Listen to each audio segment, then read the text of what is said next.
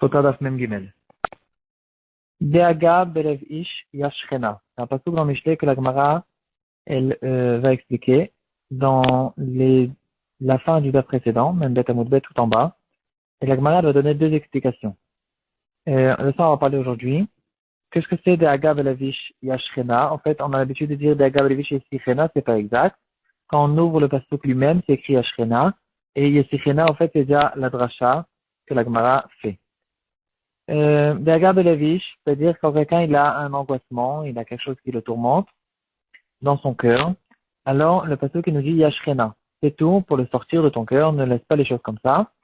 Et la Gemara elle dit ou bien il le fait sortir de son cœur, première explication. Deuxième explication, Yeshchena le'acherim, qu'il discute de son problème avec d'autres personnes et c'est ça qui va l'aider à contourner, à surmonter son problème.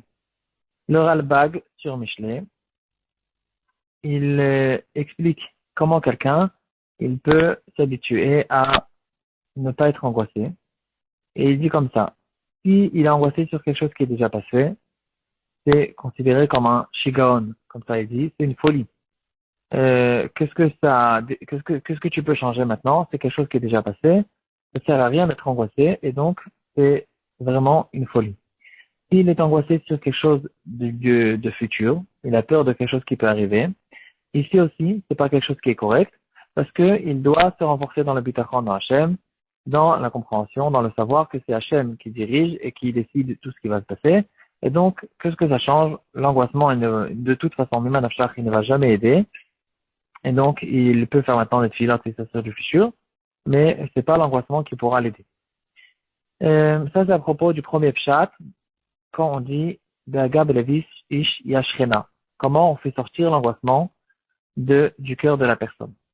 La deuxième explication que la Gemara donne, c'est Yeshchena la'achirim qui discute avec quelqu'un d'autre. Pourquoi? Pourquoi le fait d'expliquer, d'en parler, de parler de mon problème avec quelqu'un d'autre, c'est quelque chose qui pourra m'aider à m'apaiser mon problème. Alors, bon, il y a le pshat pashut, qui, on le sait tous, quand quelqu'un il sort quelque chose de son cœur, il le laisse pas à l'intérieur, alors ça l'aide. C'est naturel, c'est logique. Mais il y a une explication qui est plus profonde que ça. Le Igra des Pirka, il dit que quand il y a un décret sur une personne qui lui arrive quelque chose de difficile, de mal, alors dans le décret, le décret, au fait, il comprend tous les ricochets, tout ce qu'il y a autour, et il prend compte de tout ce qu'il y a autour. Donc, quand il arrive du mal à quelqu'un, alors il y aura tout le temps les personnes autour qui seront embêtés de cette chose-là. Ça va les déranger, ça va les peiner, etc.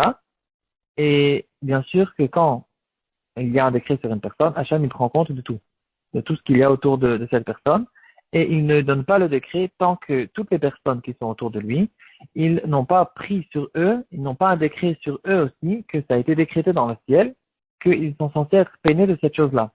Plus la personne elle est proche de cette personne qui a eu la mauvaise chose, plus il sera peiné.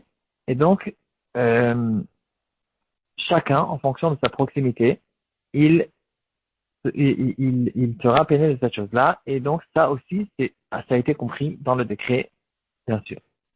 Et donc, si c'est comme ça, il dit que quand je raconte mon problème à quelqu'un d'autre, à d'autres personnes, quand je commence à raconter mon problème, et donc, en fait, je suis en train de causer qu'il y a encore dans mes alentours, encore d'autres personnes qui vont être peinées de mon problème.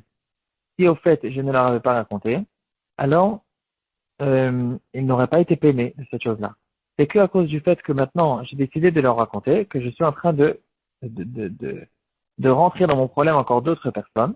Et là, il y aura une situation que si il y a une personne qui est un sadique ou bien qui, quoi qu'il en soit, qui n'était pas censé être dans le décret, il n'était pas censé être peiné de cette chose-là, alors tout de suite, le fait que maintenant je vais rentrer dans le problème, Hachem il va m'enlever le problème que moi j'ai eu. Si par exemple quelqu'un il est malade, alors Hachem il sera entre guillemets bien sûr obligé de lui enlever sa maladie parce que il y a maintenant cette personne qui est peinée de ce problème-là et qui n'était pas censé l'être et donc grâce à ça, ça va causer que cette personne-là, il ne sera pas malade. Une très belle explication que donne le Igra de Pirka sur cette chose-là. De là, on apprend comment il y a une grande importance d'aller chez les tzadikim et de leur raconter nos problèmes. Parce que, mis à part le fait que, bien sûr, ils vont nous donner une bracha, ils vont faire des tefilot sur nous, que c'est quelque chose de très grand, rien que le fait de raconter au tzadik le problème que j'ai eu, ça pourra m'aider à sortir complètement du problème, parce que ce tzadik-là, il n'a pas été dans la xéra, il n'est pas censé être peiné de mon problème, et le fait qu'il rentre maintenant dans cette histoire, et que maintenant il est angoissé, il est peiné de mon problème, et qu'il n'a pas été, il n'est pas censé l'être, alors grâce à ça, ça cause que Hachem, il me sort à moi aussi de mon problème.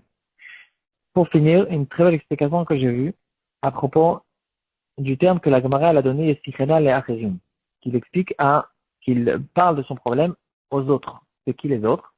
Bon, le Pshat Pashut, c'est le Pshat Pashut, mais il y a une explication qui dit Acherim. Qui s'appelle Acherim dans le chat? C'est Rabbi Meir. Rabbi Meir, on l'appelle Acherim dans le chat pour plusieurs raisons. Premièrement, parce que son Rav, c'était Acher, Elisha ben Avouya qui a mal tourné.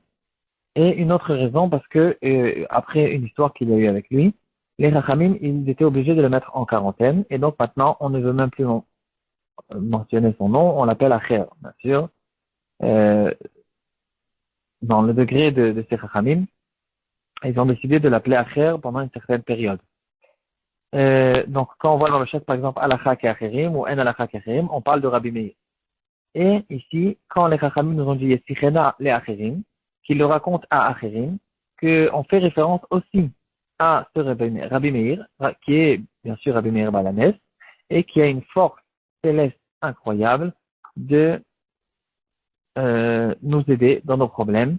Et de là arrive la Shugula assez connue, qu'on donne de la tzedaka à des pauvres, et on mentionne le srout de Rabbi Meir, on dit la cas de Meir Aneni 3 fois, et grâce à Rabbi Meir, alors on pourra sortir de nos problèmes.